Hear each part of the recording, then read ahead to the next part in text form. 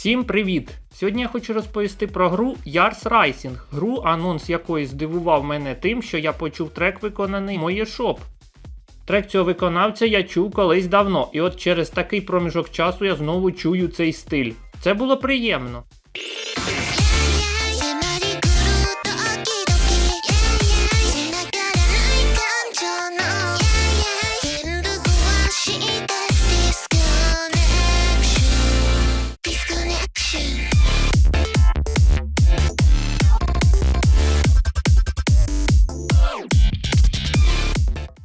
Це й продало мені гру. Ще що мене здивувало, що це сумісна гра WayForward з Atari. Пізніше почали виходити нові трейлери, які розкривали більше цікавих деталей цієї гри. І от гра вийшла, я в неї пограв і зараз розповім, чим ця гра є. Перш ніж перейти до огляду гри, я хочу дещо додати. В грі є два типи анімаційних роликів. Перший – це анімаційний комікс, а другий – це коли персонажі роблять дії в 3D. Сюжет в грі такий. Ми граємо за молоду хакерку Емі Кімуру, яку наймає таємний замовник для проникнення в корпорацію Q-Tech. Виконуючи цю справу, Емі Кімура дізнається жахливі таємниці цієї корпорації, які пізніше переростуть в масштабну пригоду та битви з босами. Переходимо до геймплею гри. Ця гра є метроїдванією, тобто ми бігаємо по великому комплексу, де необхідно зламувати системи, крастись та боротись, долаючи різні випробування, які будуть зустрічатись у нас на шляху. Мені сподобалось, що тут є рівні в стилі стелсу, коли необхідно непомітно дістатись від однієї кімнати до іншої, не потрапляючи на очі охороні. У ході своєї пригоди Емі ставатиме сильнішою, що дозволить їй повертатись в раніше недоступні та секретні області. Також в грі буде дерево прокачки у вигляді блоків, тобто ви зможете змінювати різні ігрові параметри головної героїні, наприклад, зробити більше їй захист або сильнішу атаку і таке інше. Її навички в хакінгу відіграють ключову роль у вирішенні захоплюючих загадок, що відсилають до геймплею класичної гри Yars Revenge, яка виходила на приставки Atari 2600. І ось те, через що можна посварити цю гру. В грі занадто багато комп'ютерів для хакінгу, і це може набриднути десь всередині гри. І насправді ці міні-ігри по хакінгу іноді є простими, а деякі складними, і спроби в цих міні-іграх обмежені.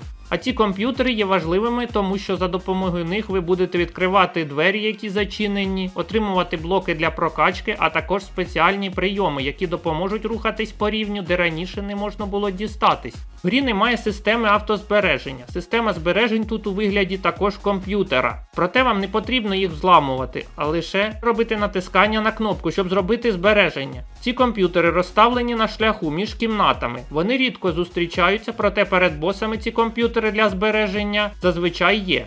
Коли головна героїня буде отримувати нові прийоми, гра буде ставати веселішою і цікавішою, оскільки ми зможемо вже рухатись по рівню іншими маршрутами. Пізніше героїня Емі зможе стріляти по ворогам та різним роботам на рівні. Трішки розповім про босів. Вони в деяких моментах складні, проте тактика їх перемагання є. Тепер переходимо до того, через що я купив цю гру і почав в неї грати. Це музика. Як ви можете зрозуміти з мого ролика про ігри WayForward, мені дуже подобається вся музика, яку пишуть композитори для ігор цієї студії, тому що вона завжди підходить під рівень. І тут сталося те, через що я, як фанат цієї студії, був дуже здивований. Вони зробили просто колабу або музичний мікс року. Вони покликали до написання всіх людей, які писали музику до River City Girls, Ruby і багато інших ігор від цієї студії. І мене дуже здивував підхід їх композиторів в грі Ruby, коли вони додали вокал в рівнях. І тут ця тенденція стала використана на максимум. Кожен рівень гри звучить з піснею в стилі Future Funk, City Pop, Rock, Vaporwave, Synthwave і такі інші жанри. А на рівнях, секціях, де структура є складною, грає трек, написаний автором Сіаном Б'яло, тим, хто приймав участь в грі Penny з чарівним йо-йо, про яку я розповідав також. Ну і те, що їм вдалося покликати Моє Shop, це дуже круто. Тут також помітні японські зірки. Також, як я сказав, є складні рівні, і в них грає просто музика без вокалу. Але вона ідеально підходить. Це дуже сильно було як для фаната. Ці треки просто ідеально вписались під рівні. І ось послухайте приклади. Наприклад, цей музичний трек грає, коли ми знайомимось з Рою.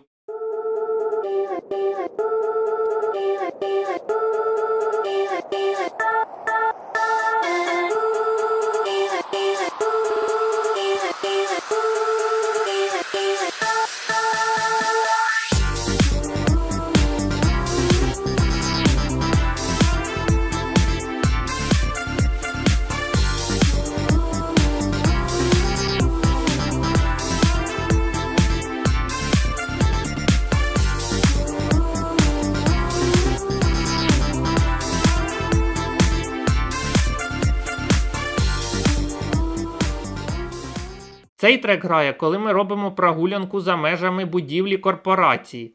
When you go walking under the neon and you feel the energy, you see the sparkle, you hear the music, the only place you wanna be.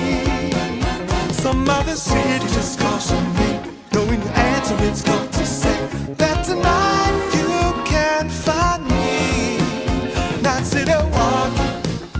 Not sitting walking these streets, do-do-do. Not sitting walking, not sitting walking these streets. Також у грі є музичний мікс, коли один трек переходить в інший. Це також незвично. あなたの景色は眩しくて見えづらいがそれでもいいんじゃないいいんじゃないいいんじゃないの Baby 僕らはムードも知らず知らず出会うことそれこそいいんじゃないいいんじゃない続くから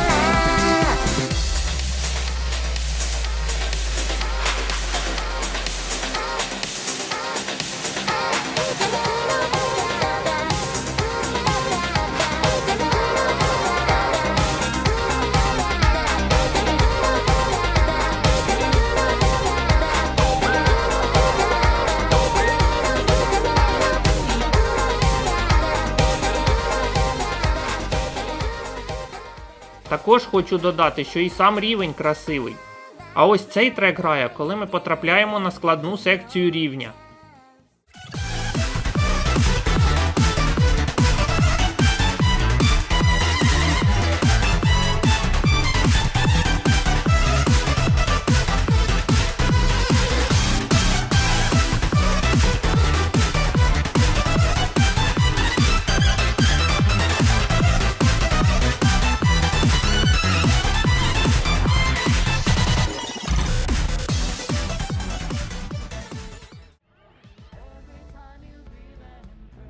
Музично це дійсно щось незвичне для Метроїдванії. Геймплейно гра все-таки спочатку трішки складна, тому що потрібно вивчати спочатку мапу гри та що вміє головна героїня, але пізніше ви вже зрозумієте, де потрібно використовувати ваші нові прийоми, які будете отримувати, і в якому напряму рухатись.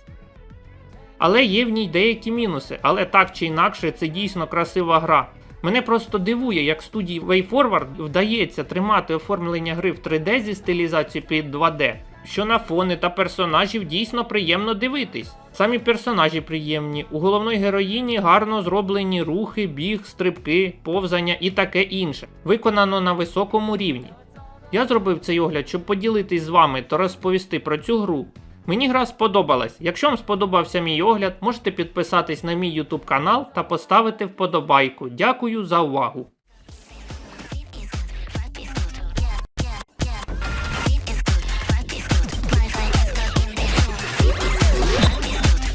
Biohack downloaded. Bio is embodied? Like my body?